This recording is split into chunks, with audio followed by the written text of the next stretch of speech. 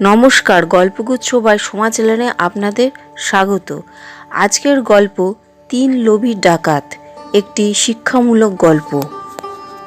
একবার একদল লোক বিপুল স্বর্ণমুদ্রা ও অর্থ সম্পদ নিয়ে ব্যবসার উদ্দেশ্যে বাড়ি থেকে রওনা হয়। পথিমধ্যে 3 জন ডাকাতের খপ্পরে পড়ে। নিজেদের সর্বস্ব হারিয়ে তারা রিক্ত হস্তে বাড়ি ফেরে।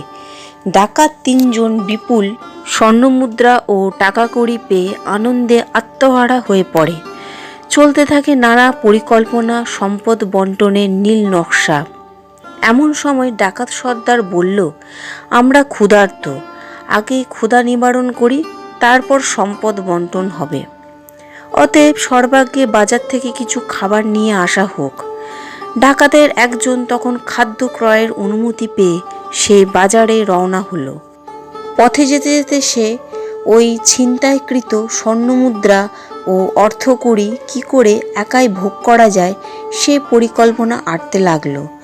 অনেক চিন্তা ভাবনার পর স্থির করলো যে খাদ্যের সাথে বিষ মিশিয়ে 2 বন্ধুকে হত্যা করব, তখন সব সম্পদই আমার হয়ে যাবে।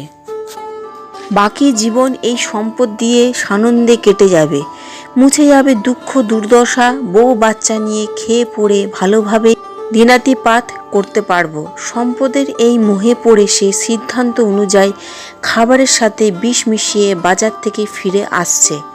অপরদিকে ওই 2 জন চিন্তা করলো যে এতগুলো সম্পদ 2 বন্ধুর মধ্যে বন্টন করতে পারলে পরিমাণে বেশি হবে।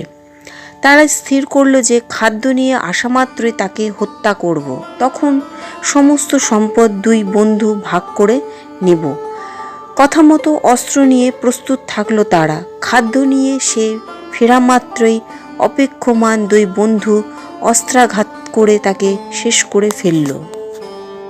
এবারে অবশিষ্ট 2 ডাকাতের মধ্যে যে অধিক শক্তিশালী ছিল সে চিন্তা করল, যদি আমি একাই এই বিশাল ধন ভাণ্ডারের মালিক হই তবে আমার চেয়ে আর কে ধনবান হতে পারে। আমার জীবন ধন্য হবে, সমস্যা দূরীভূত হবে, দারিদ্র বিমোচিত হবে, জীবনে আর কোনো সমস্যা থাকবে না। এই দুর্বিসন্ধি অনুযায়ী অপর সাথীকে সে হত্যা করে ফেলল। পরপর 2 সাথীকে হত্যা করে সে আনন্দে উদ্বেলিত। তার লোলুপ 2 চোখ অপলক নেত্রে তাকিয়ে আছে ছিনতাইকৃত সম্পদের দিকে।